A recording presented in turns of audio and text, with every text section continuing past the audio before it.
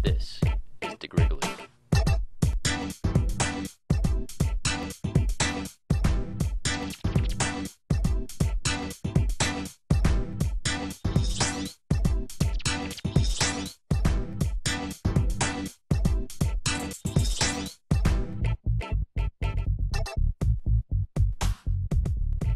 Don't settle for less. Get noticed at Dick Wrigley's. All over the country, teachers are being laid off, left and right. Budgets are being slashed. You hear about what happened in Connecticut? Anybody? Thousands of workers are being laid off because they did not ratify a concession between the state and the union, the unions that oversaw all the state employees. I think there's 45,000 state employees in Connecticut. And as of now, as of our filming, they're not going to be refilling 1,000 vacant jobs. Oh my goodness. And they're going to be laying off, I think it's around 5,000 people because they didn't ratify that. Yeah, so it's pretty serious. I know they're laying off, or they're either laying off or not refilling over 1,000 workers in the prison system.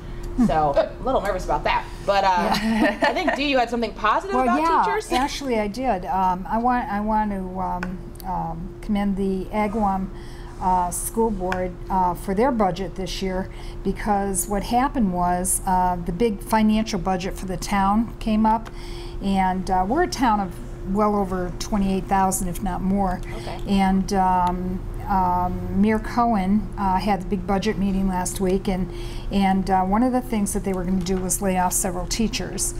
And due to one of the council members, and I'll mention her name, is Gina Latalier, she's an attorney here in town, she managed to find $250,000, I believe it was, in a reserve fund, okay, through reading the budget and what we had.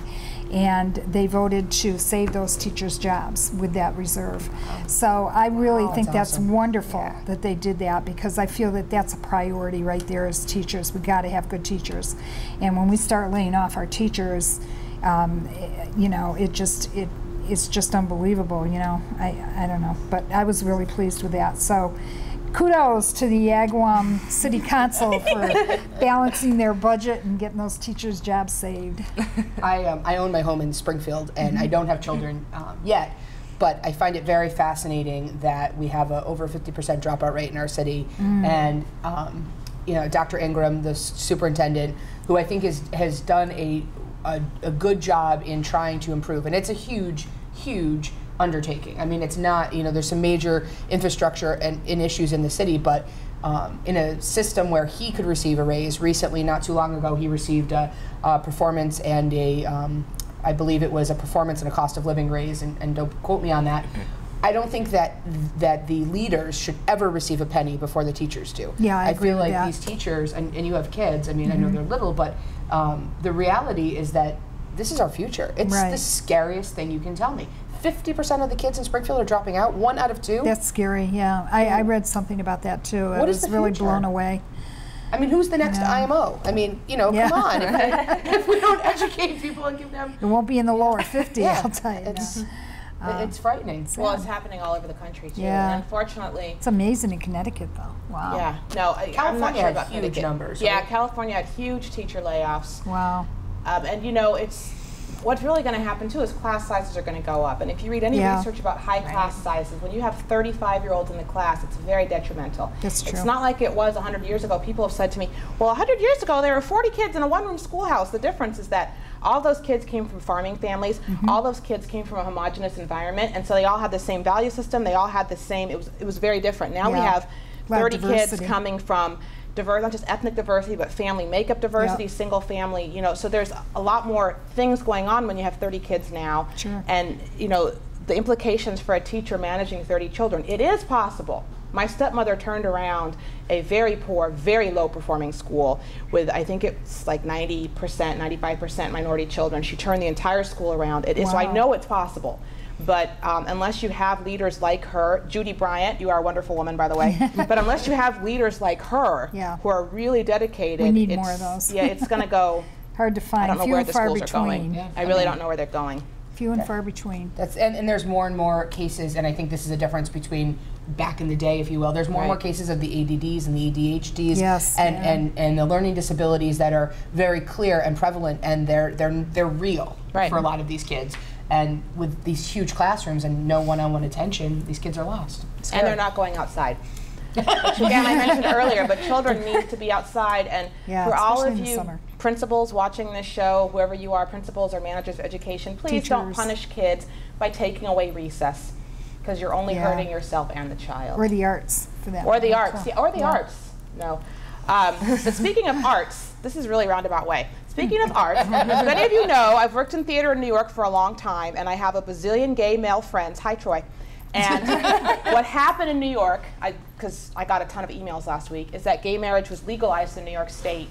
When was it? A few days ago? Quite a segue. Yeah. But there's a connection, right? Arts, actors, gay male actors. Yes, there is. Gay marriage. Yeah. And actually, 30 days from now, gays in New York will be able to wed legally. Okay. So it's, there's that waiting period, but it has been formally legalized 33 to 29. And the big news about it was that 4 Republicans actually joined the 29 Democrats to push it over. That's something. And that's and that's where we're starting to see that shift as a country. Yeah. That people aren't defined just by their elephant or their donkey, if you will. Right. That's a good point. So what do you think? Because you're the one in the 20s. What do you think about you gay were marriage brought up in general? and Wow, I just got called out on my age. Ouch. I'm no longer in my 20s.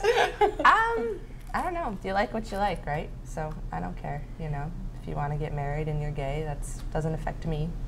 I'm straight, but I don't care if you're gay and you want to get married. You must have gay friends, right? Yeah. Yeah, we all have gay friends. I like the gay friend that goes shopping with me. There you go. Oh, I need one of those. Incredible taste. I think the reality of it that's really interesting is you never know. You never know who you're talking to. Oh yeah. There's four different diverse women of different age groups and different ethnic backgrounds and possibly different sexual orientation sitting at this table, and you never know. And I think that that's the thing. It's not anybody's business who anybody else loves, and if it doesn't affect you, then and ultimately for me, regardless of what you believe, I feel this is like the civil rights movement of the past. Everything has to happen throughout the civil rights movement to lead us to equality today for people of different minority makeups. And I think that when you look at this, we're at 6 states in for gay marriage being passed, and Obama's it's going to happen. Obama's feeling some pressure, Yeah. big time pressure. He's misspoken a few times because I don't think he wants to pick a side because we're coming up on an election. So, And maybe he doesn't have to pick a side. Yeah. I don't know that he has to pick a side, because if states keep doing things individually, maybe he doesn't have to pick a side. Massachusetts was the first. Right. Our state was the first, and I think with all the displays and stuff, people that were against it, and I think that's almost like out of the system now. Like, you're going to start seeing more states that are going to eradicate it over the years. it's interesting, and there won't be as many I'm sharing this. demonstrations. This is only the second time I've ever shared this in public. The first time was at the YWCA breakfast. I was in a previous relationship with a man, and it was extremely abusive and very, very violent. And I think that when you've lived through that or you've seen that, and it doesn't mean that that's the reason that somebody's gay, and I'm not saying that, but I think that what that does for me is it makes me believe that I don't care who you love. If they treat you good, they don't lay a hand on you, they respect you, and you have the same morals and values as a unit, so be it. Regardless, as long as you're treated well, because a man and a woman don't always work, and women and women and men don't always work. It's just who you love. So it's. Well, we talked about this because we respect each other, and you have your which you're welcome to. Absolutely. Nobody knows yet. I'm engaged. Yay, Jill. I waited for the ring for a very long amount of years, 20-something, and I'm engaged to a woman. And actually, she is the first woman that I've ever dated. So I have a sort of unique story of going through, and I don't consider myself traditionally gay. I feel that it is something that most people are born with, that you're gay or you're not, and it's not a choice. In my instance, it was a choice. I'm in love with her and this person in particular, and I don't know what the future would have held if we weren't going to be married. But it is what it is, and I'm very fortunate that I have amazing Hi, Dad. Amazing people in my life who are very I think that's supportive. important, you know, no Absolutely. matter what your situation, that you have good support systems around Absolutely. you, family and friends, you know, that are going to, you know, support you, you know. And I was always a firm believer. I mean, I'm just the opposite. I'm a born-again Christian, you know. I believe what the Bible tells me, and you respect that, and I respect you, and it works out fine. So, you know, what I do behind closed doors, what you do behind closed doors, doesn't matter. You know, we're friends, we work together, we enjoy Absolutely. each other's company, and we respect each other, and that's the most important thing. And early, oh, sorry. No, I was just going to say that we also live in a country where this is important to me, that the church is separate from the state. So even if gay marriage becomes legal on a state level, and there's churches, and not just Christian churches, Muslim mosques, all kinds of whatever, churches. ultra-Orthodox Jewish synagogues, and there's religions that don't agree with gay marriage, that they are able to keep the right to not have to perform gay marriage, which is very separate from the state saying, we believe that two people who are adults can be married regardless of what their gender is. Absolutely. Right. Those are two very distinct things. Did you want to say one more thing before we have to go? I'm glad to be here, and I We're think glad to that have you. I think that for the first conversation, bringing up gay marriage was a good jump in. Okay. And I feel free. That's why for, we call it in our opinion. Yeah, I can't wait. I think that the future is going to be really exciting, ladies. Yeah, so we're excited too. More good stuff on the way, I hope. Yeah, That's definitely. right. And we will see you again very, very soon. Thank you. Thank you. Hi everyone, Dee Ferrero here, publisher of the Western Mass Women magazine. Just want to remind you to pick up your new copy of the Western Mass Women magazine, which is out on the newsstands now. We have 350 pickup locations throughout Western Massachusetts, and if you can't find it, then call me, 888-4019, and I'll send you a copy. Secondly, I want to mention that inside you're going to find this ballot, and it's called the Women to Watch for 2011-2012.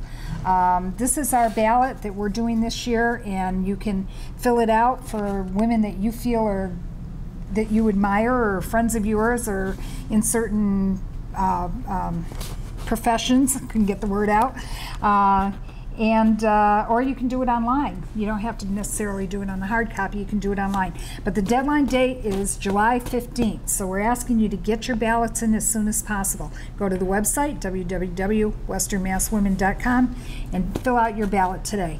Have a great day.